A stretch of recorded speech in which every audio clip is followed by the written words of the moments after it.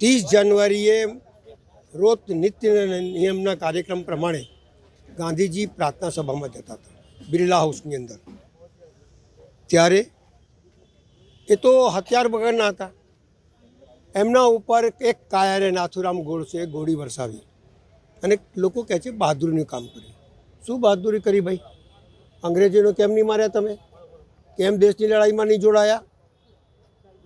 એક હથિયાર વિનાના અને એક આટલી ઉંમરના વ્યક્તિ ઉપર ગોળી ચડાવી તો સહેજે છે, પણ ગાંધીજી વિચારધારા બની ગઈ.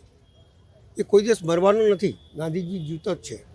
પણ એના કરતાં શરમની વાત એ છે કે જેને આઝાદ કરાયો દેશ અને તરત જ આઝાદીના ફળની ભોગ્યા પણ જતા રહ્યા.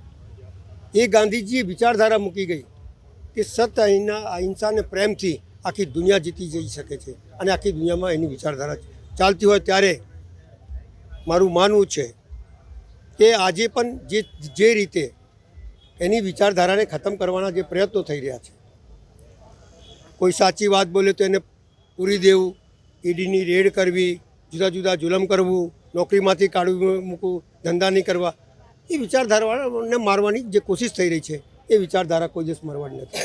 કારણ કે માણસ મરે છે, વિચારધારા નથી મળતી. મારું માનવું છે કે કોંગ્રેસ પાર્ટી એ વિચારધારા લઈને જે આ દેશની અંદર જે અત્યાચાર ને જુલમ થઈ રહ્યા છે, જે રીતે બાબા સાહેબ આંબેડકરના સંવિધાનને ખતમ કરવાની કોશિશ કરી રહ્યા છે, સંવિધાન ઉપર ચાલવા નહીં દેવાનું એવી જે વાતો લઈને આવ્યા છે, એ કોઈ દિવસ ખતમ થવાનું નથી. બાબા આંબેડકર બી એક વિચારધારા છે, મહાત્મા ગાંધી બી એક વિચારધારા છે. આ વિચારધારાઓ ખતમ નહીં થઈ જાય.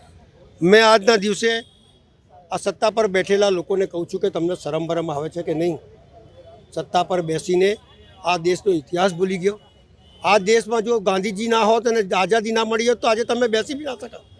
એની વિચારધારા અને સંવિધાનના લીધે બેઠા હોય ત્યારે આજના દિવસે ઓછામાં ઓછા એમની પ્રતિમાની આજુબાજુ સફાઈ કરવી જોઈએ, એમને પુષ્પાંજલિનો કાર્યક્રમ કરવો જોઈએ.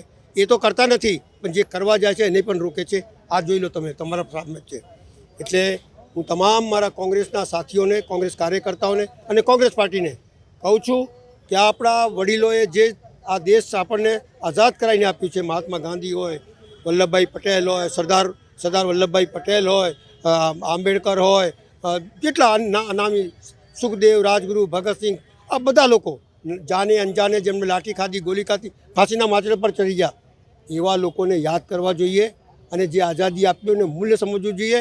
અને સત્ય અને અહિંસા, જે પ્રેમ, આદર જે આપી ગાંધી બાપુ શીખવાડીને ગયા છે, એ વિચારધારા પર ચાલી આ દેશને મજબૂત કરવું જોઈએ એવું મારું માનવું છે.